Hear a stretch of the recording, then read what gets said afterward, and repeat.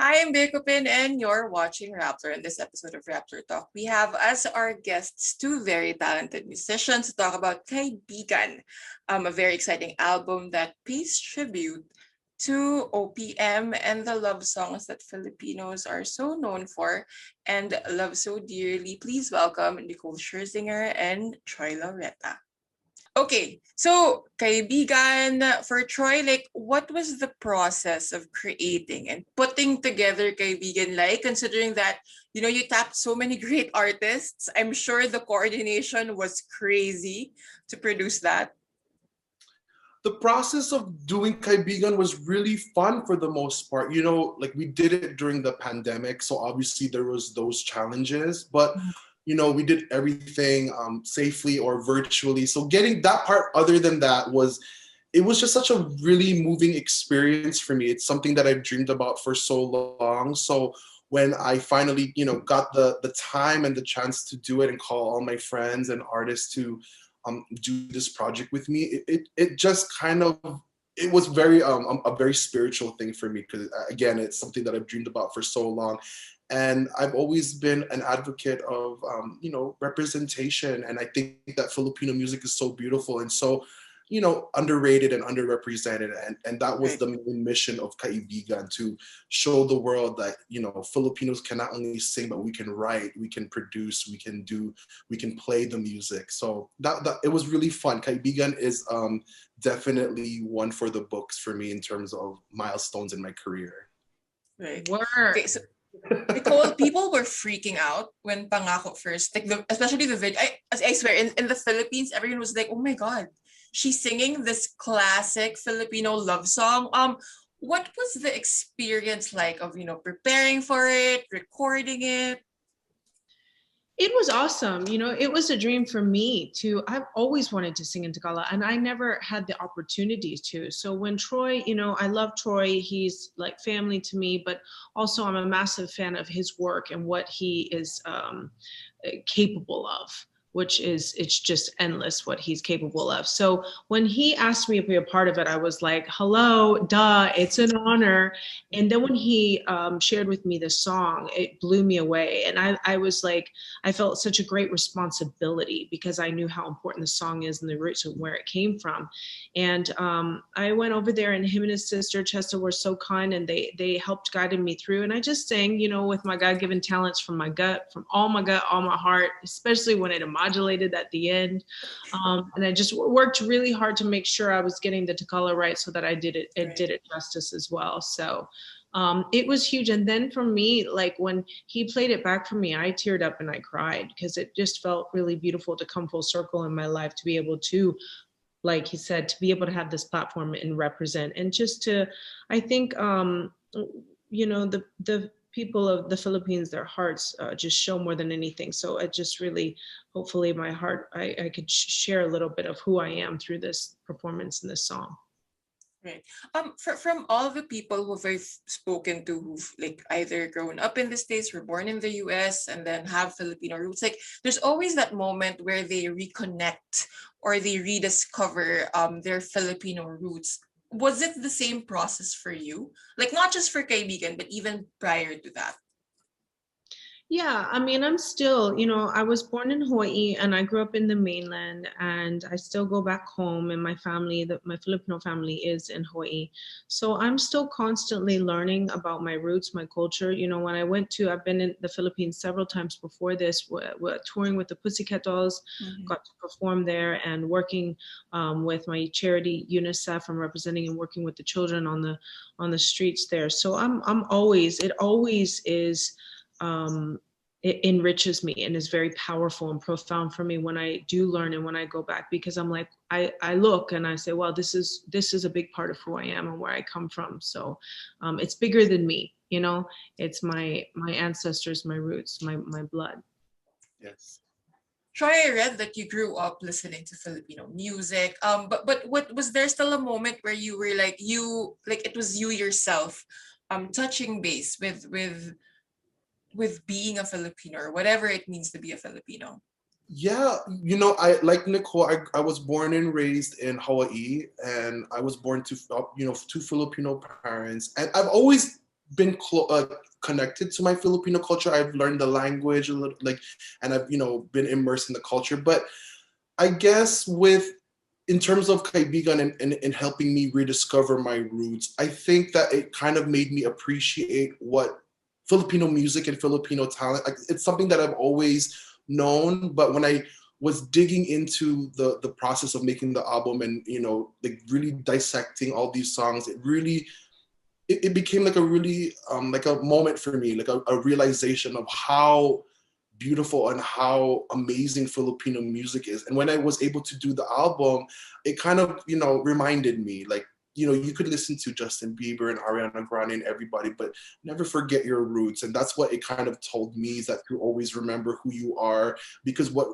this music is what defined me. And I've said it in other interviews that Filipino music, when I worked with Nicole or worked with Ariana or other artists and I'm playing, the way that I play is not just based on, like, I grew up in church, but also based on the telenovelas that I used to watch on TV, the Pangako Sa'yo, all those things that I saw growing up. It helped mold my musical styling. So doing this album, it helped me kind of, it helped me realize, like, Troy, you owe a big part of your career to Filipinos and Filipino music. So I hope that I'm not speaking out of line, Troy, on behalf for you, but I think that's what was a beautiful silver lining or blessing in disguise during this quarantine, is you're so busy like me, and that having this time where you were like forced to stop everything. I know that this was a passion and a dream of yours to create this album, and then God was like, here, now you're gonna have the time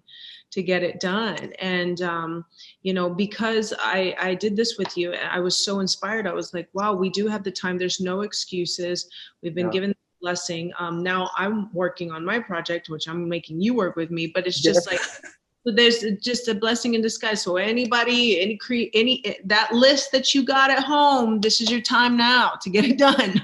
Because there ain't gonna be no time, and I'll reiterate that too, Nicole. We've been so busy, been touring, and she's doing TV shows and everything. So if there wasn't this kind of halt in life, this little pause that like that, and that's the best way we can do to make it more positive than anything. We're all so sad with the pandemic, but the blessing is that we were able to kind of sit down, relax, breathe, smell the roses, and do the things that you've always wanted to do. I've been dreaming about this Kaibigan project since I was in my early teens. So to finally do it now in my, I'm 30, it's perfect. You're a baby. A baby. It's a blessing. So I'm grateful, super grateful. Right. I mean, of course, it's using the privilege that you have, because you have quiet time. You have the time to work on the things that you feel strongly about during this pandemic. And I think that it brings a lot of joy to people. The album, the songs that have come out. But I have to wonder, like, how did you curate which songs to include? Because we Filipinos love songs, right? There's a wealth of love songs to pick from. Like, how do you even know which songs to include, and how do you know which songs to match to which artist or whoever? Well, first of all, yes, there are so many, Nicole, there are so many love songs, even like bigger and just so many different styles of songs that we could do. But these songs, I curated it in terms of what it meant to me in my life. I wanted this first album to, not from the songs to the people that are working on it, to the people that are singing to it, to have some kind of connection to me. I didn't want to just put an album together and just produce it and release it. I wanted it to be something super personal. So when I put together the songs, these were songs that I grew up listening to, singing with my dad, or singing it at a funeral or a wedding or at a family party.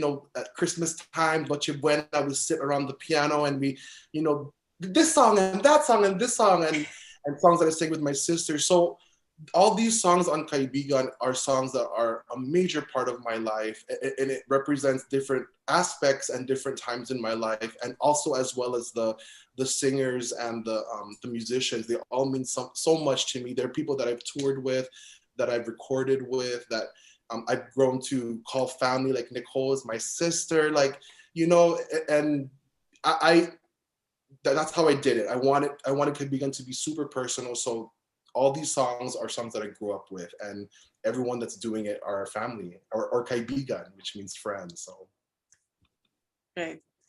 Okay, I have a more fun and very speculative question. If you guys could visit the Philippines, presuming it's safe to travel, and everyone, it's a safer world for everyone to walk around, then where would you go and why?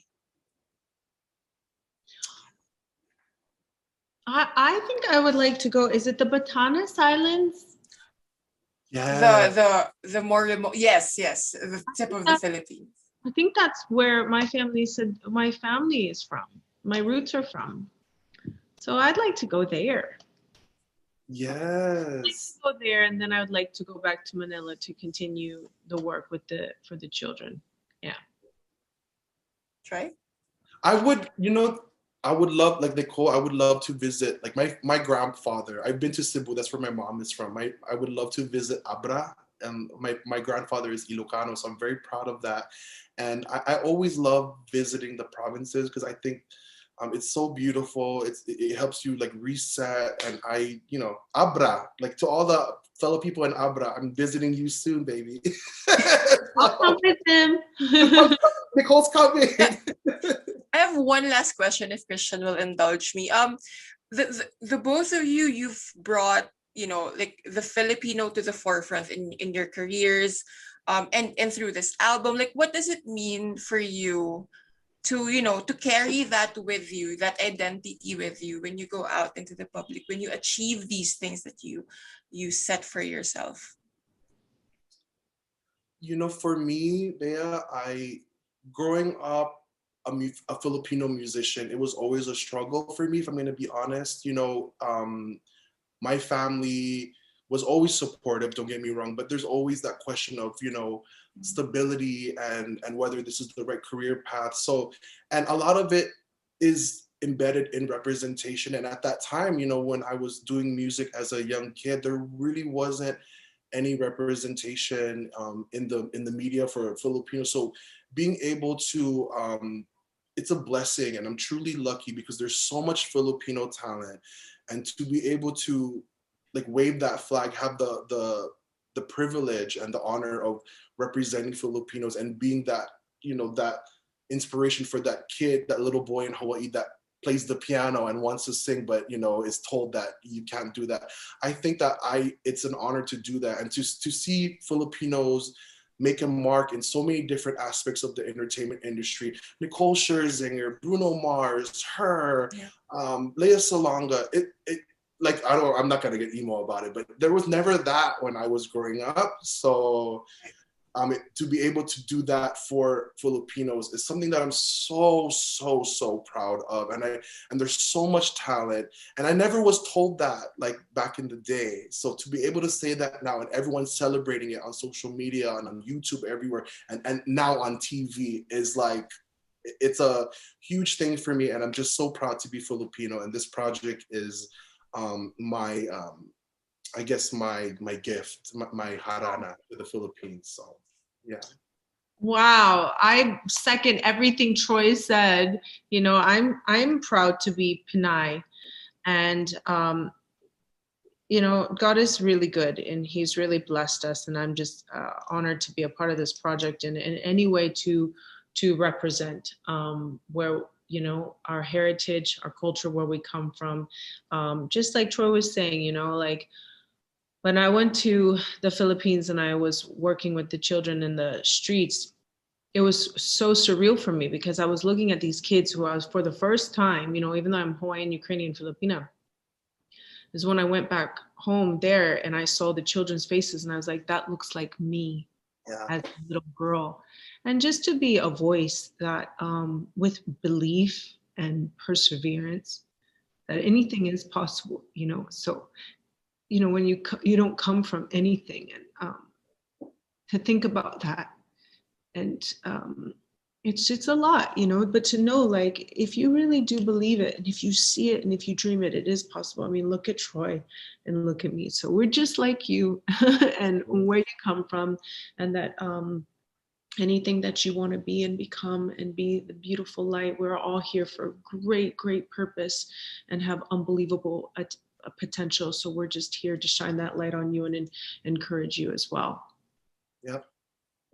Thank you, guys. I'm sorry for making you emotional in the middle of the afternoon in the US, but thank you. Your music is a gift. I was gonna say you still have a press con. I'm so sorry, but thank you so much for your time. I know it's been a crazy afternoon for you guys. Yeah. Thank you for your music. Thank you for your time, guys. That has been Rappler Talk. I'm Bea Cupin. Thank you for watching. Kaibigan is streaming across all platforms. Please give it a listen. Support Filipino musicians here and abroad. This has been Bea Cupin. Bye, guys. Thanks for watching.